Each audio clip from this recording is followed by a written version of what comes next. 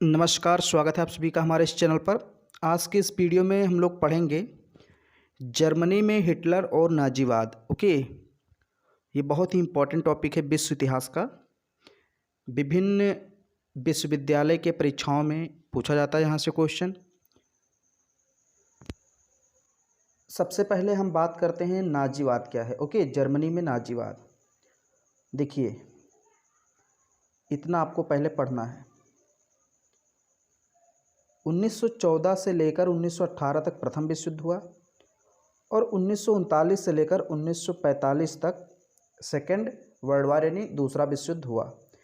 इन दो विश्व युद्धों के बीच जर्मनी में हिटलर के नेतृत्व में एक आक्रामक विचारधारा का जन्म हुआ, जिसका अपना अलग कार्यक्रम था, अपना अलग सिद्धांत था, अलग दर्शन था। इसी विचारधारा को नाजीवाद कहा गया। ओके, समझ लीजिए। देखिए, प्रथम विश्व युद्ध कब से कब तक हुआ?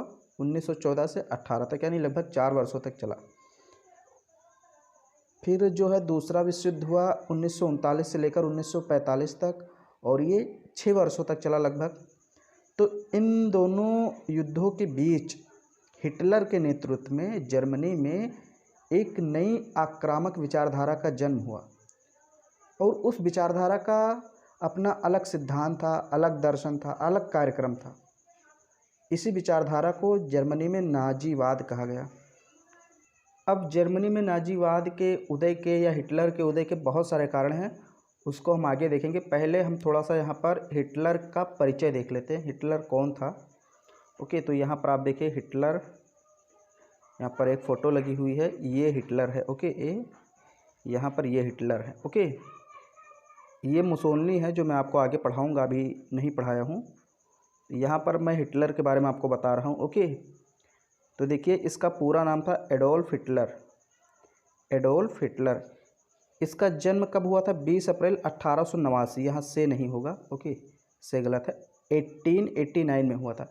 20 अप्रैल 1889 ईस्वी को ऑस्ट्रिया में हुआ था। ऑस्ट्रिया के एक छोटे से गांव में निम्न मध्यम वर्गीय परिवार में हुआ था। मतलब सोचिए, ये प्रधानमंत्री कहाँ का बनता है? तानाशाह कहाँ का बनता है? जर्मनी का। लेकिन इसका जन्म जर्मनी में नहीं हुआ था, इसका जन्म हुआ था ऑस्ट्रिया, एक देश है। ओके, ऑस्ट्रेलिया नहीं, ये ऑस्ट्रिया नाम का एक देश है, जर्मनी के पास ही है। तो वहाँ पर इसका जन्म हुआ था। 14 वर्ष का था तभी इसके पिताजी की मृत्यु हो गई, इसलिए हिटलर को आर्थिक संकटों का सामना करना पड़ा। तो बहुत सारी संकटों का सामना करना पड़ा। फिर शुरुआत में हिटलर आर्किटेक्ट बनना चाहता था, लेकिन वह सफल नहीं हो पाया। आगे चलकर उसने कुछ समय चित्रकार के रूप में भी कार्य किया, लेकिन वियना की ललित कला अकादमी में उसे प्रवेश नहीं मिला, जिस कारण इसमें भी सफल नहीं हो पाया। तो प्रारंभ में इसकी इच्छा थी कि मैं आर्किटेक्ट बनूं, फिर उसमें सफल नहीं हो पाया। तो फिर इसने कुछ समय चित्रकारी के रूप में कार्य किया, मतलब चित्र वगैरह बनाने लगा। ओके, लेकिन जब एडमिशन की बात आई वियना के ललित कला अकादमी, वियना क्या है? ऑस्ट्रिया की राजधानी, ऑस्ट्रिया की राजधानी वियना, वहाँ पर एक कॉलेज था। तो वहाँ पर कला से संबंधित सारी चीज़ें पढ़ाई जाती थी। वहाँ पर इसको एडमिशन नहीं मिला, तो उसमें भी ये असफल रहा। ओके, तो ये चित्रकारी भी नहीं कर पाया और आर्किटेक्ट भी नहीं बन पाया। फिर बात आती है 1914 में, जब प्रथम विश्व युद्ध शुरू हुआ, तो वह जर्मनी की सेना में एक छोटे से सिपाही के रूप में भर्ती हो गया। युद्ध में उसने बहादुरी दिखाई और इसके लिए उसको आयरन क्रॉस मिला। ओके, एक पुरस्कार होता है आयरन क्रॉस जर्मनी में, वो इसको दिया गया।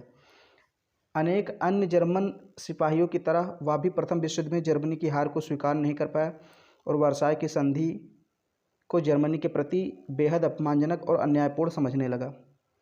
तो सभी लोग जानते हैं 1914 से 18 तक प्रथम विश्व युद्ध हुआ, उसमें जो धुरी राष्ट्र थे यानी मित्र राष्ट्रों के द्वारा हार गए। धुरी राष्ट्र मतलब जैसे जर्मनी, ऑस्ट्रिया, तुर्की, ये सब हार गए। और कौन जीता? इंग्लैंड, फ्रांस, ब्रिटेन, रूस, अमेरिका, ये सारे देश जीत गए।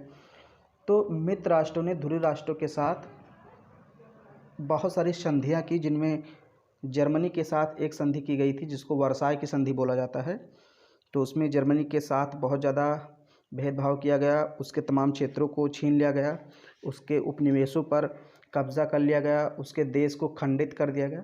तो इससे जर्मनी की जनता जो थी वो अपने आप को अपमानित महसूस करने लगी। और जो हिटलर था ये भी अपने आप को अपमानित महसूस कर रहा था और कह रहा था कि जिस दिन मैं राजा बनूंगा यानी जर्मनी का शासक बनूंगा उस दिन जर्मन लोग बदला लेंगे इस अपमान का। ओके, तो देखिए जब वो अस्पताल में घायल पड़ा हुआ था तभी उसने घोषणा की कि जर्मनी की हार का बदला लिया जाएगा।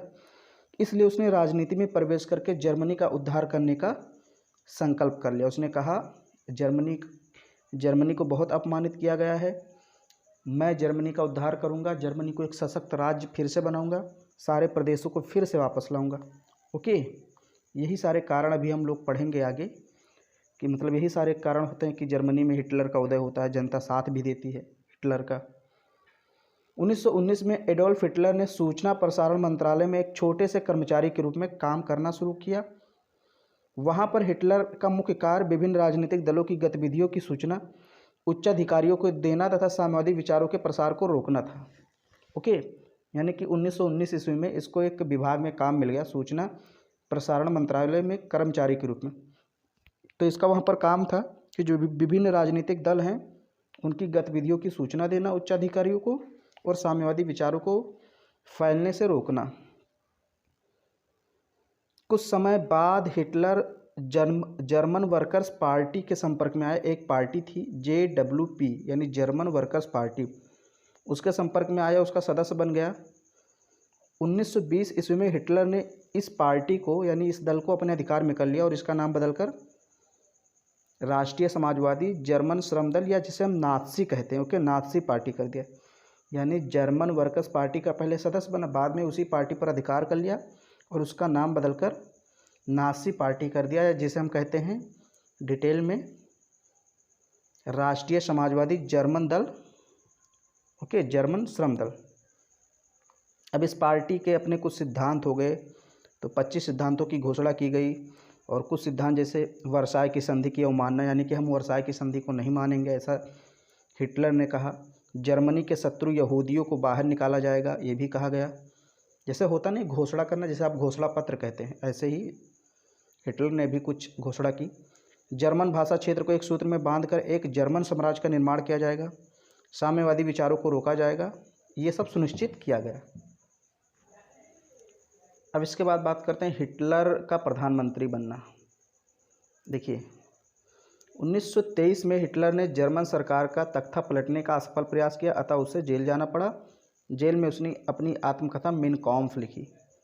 तो 1923 में इसने प्रयास किया कि जर्मनी की जो सरकार है उसको हम पलट दें, यानी जो गणतंत्र सरकार थी उसको पलटने का इसने असफल प्रयास किया, तो इसको जेल भी जाना पड़ा। वहाँ पर जेल में इसने अपनी एक आत्मकथा लिखी मेन कॉम्फ। ओके, जेल से रिहा होने के बाद 1924 में दल को पुनः संगठित किया। दल के सदस्य भूरे रंग की कमीज़ पहनते थे, इसके दल के सदस्य भूरे रंग की कमीज़ पहनते थे और कमीज़ की बाहों पर स्वास्तिक